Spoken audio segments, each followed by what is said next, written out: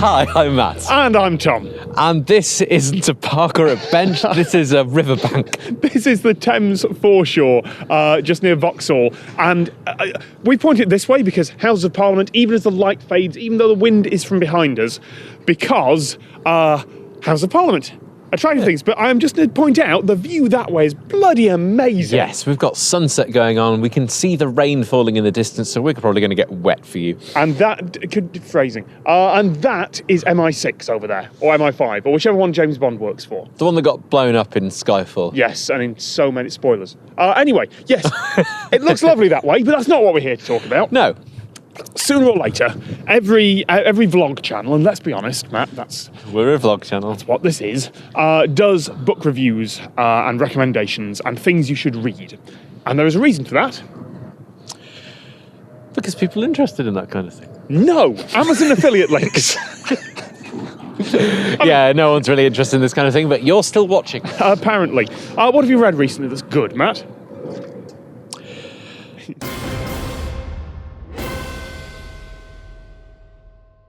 So you're not thinking about this before? Now, I've been struggling for things to read recently. The favourite author I've had in the last couple of years has been Greg Egan, science fiction author, who very much likes to show his working. Okay. Like there are books he's written that I can't possibly get into because the first premise of it is, what if one of the pluses in the fundamental equation of the universe was actually a minus? What kind of world would you have? And he's actually worked out the physics of it. That is too much for me. But if you like a science fiction author who might actually do really, really hard science fiction and still have some really characters that split and fork and merge, Permutation City by him is good, and Diaspora by him is wonderful. That is massive, big idea science fiction. Okay. Do you know, I mostly read science fiction. I've been reading most recently Randall Munro's What If, which is the book version of the XKCD blog What If. Does it have new stuff in it? It's got a few new bits in it, I think. Oh, right. I haven't read all of the blog, and finding the ones that I haven't read is really difficult, so I may as well just go through everything. And it's on my Kindle, so I can read it on the tube. That's the point. So I've been reading off screens for years, so I can actually just literally look at my phone now and see what I've been reading recently. While you're doing that, I've thought of something else. Yeah. I read... you're going to have to correct this one. Mark Van Hoenacker? Skyfaring is the book. He is a 747 pilot, and he wrote about doing that. I'm going to take this moment to say my camera battery's running out because planning. So this will just cut off when the battery cuts off. We will probably do another one about music at some point because I know more about music than I know about books. But we're going to keep going until I notice that the camera's dead. Yes. It'll be quite funny for us. Oh, can I recommend a self-help book? Not for you personally, just for...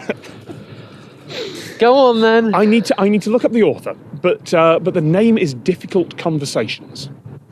And it is essentially a book on how to have difficult conversations. Okay. On how to have the conversation with your boss that you're going to quit or desperately need a raise.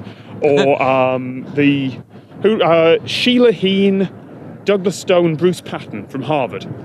So it's the Harvard Negotiation Project, I say, pulling it up here, it's a book, I think, written from the 80s on how to have tough conversations. And it genuinely helped me with a thing that I'm not particularly good at. Oh, okay. It's one of those things that actually, yes, that makes a lot of sense. That's helped. Basically, the last 2 weeks of my life have been a series of demonstrations of how actually talking about things can make them better. Or in one case, not talking about a thing can significantly make it worse. And I would like to go talk to someone. Go send we've had this before. Yeah. You know, I said do the thing. Someone actually sent an email to me saying, thank you for telling me to go do the thing. I did the thing, and the thing has worked. Go do the thing. Go do the thing. Have we still got a camera? Yeah, we have. What are the books then? What have you read? The Right Stuff by, is it Tom Wolfe? If you're interested in the early era of American astronauting, yes, that is the main book people suggest about that. Yes, Riding Rockets by Mike Mullane is a good set of memoirs. By someone whose attitudes are different to what one might expect from now. There are a lot of moments like, oh yeah, that was the 60s and 70s, wasn't it? Okay. Bit of a bell end.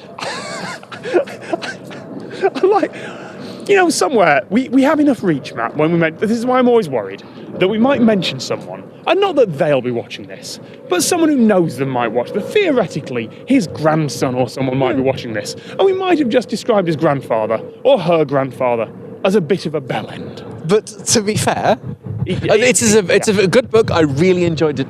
Enjoyed reading that, particularly for the later issues with how the space program was run, and the fact they let essentially unqualified politicians onto the space shuttle, which I had no idea about. Yeah. But social attitudes are different now. Sorry. Yes. On the starts as a series of really interesting memoirs, turns into complaints about how an organisation was run. Okay. In the President's Secret Service by, I think his last name is Kessler, but if I've got that wrong, it'll be in Rainbow Comic Sans here, which is a series of memoirs from a Secret Service agent. Okay. About, firstly, it's a series of presidents and what they were like, and then so the Secret Service has been massively defunded lately, and I think a president might get shot sometime. Like, okay, that's interesting. Ooh. Yes.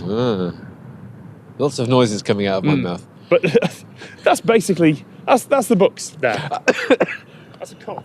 That's Matt coughing. I've read quite a few astronauty books. Michael Collins, is that his name? That is certainly an astronaut. The one that went to the moon but didn't go on the moon while everyone else went on the moon. That's Collins. The first time round. Yes. His book I enjoyed. It was a while ago. I can't really remember anything about it. It's quite big, but I enjoyed it. Can you tell we didn't plan? Can we tell we just dashed to the Thames Foreshore to record a video we hadn't really thought about? Oh, we haven't got a video for this week. What should we do? Books. We haven't done books yet. We'll be doing the Bleeding Cinnamon Challenge next. You watch. So I'm going to go through my Kindle. Oh, he's going to go through his Kindle. Ben Goldacre. Yes. Bad Science. I've not read him. It is good. If you want to know why it's all gone to and the same with Bad Farmer. Yeah. It's why medicines people are bad. Boat. Bye, boat. Let's keep going through my Kindle. The party boat. The thumping you can hear is the party boat. Never get on a party boat. Never. Addiction by Design by Natasha Dow Schull, I might be mispronouncing her last name, is essentially it's basically her PhD thesis, I think, turned into a full book. And it's essentially, this is how the slot machine industry and the gambling industry of Las Vegas in America exploits psychological hacks and people, and the entire industry is based on tricking people who are, not tricking, but guiling people who are susceptible to this into spending all their money on it. Okay. I've read it because, this is how slot machine psychology works, and by the end I'm going, oh my god, this is horrible. If I'm ever in Vegas, I will be filming a video there about the lies of Las Vegas, based entirely on her book. If you want to read that in advance, I thoroughly recommend it. The first part is very academic. As the introduction of every PhD thesis is, it's a literature run through. Okay. Work through that first bit, accept that the first bit is a PhD thesis, and then it gets into years of interviews with problem gamblers and gambling industry people. And it is very much worth getting to that. Doesn't sound like a happy book. It's not, but it's a really interesting book. Okay. Pratchett. Never read him. No, I read a few pages, didn't like the style. I know, that's going to get more comments than anything else. And it's now turned into a podcast. Has it? Yeah, the camera's died. Oh. Ha! Bye! Bye! And no, we're not going to turn this into a podcast. It's way too much effort. Sorry. Yeah, and besides, there isn't monetization on podcasts.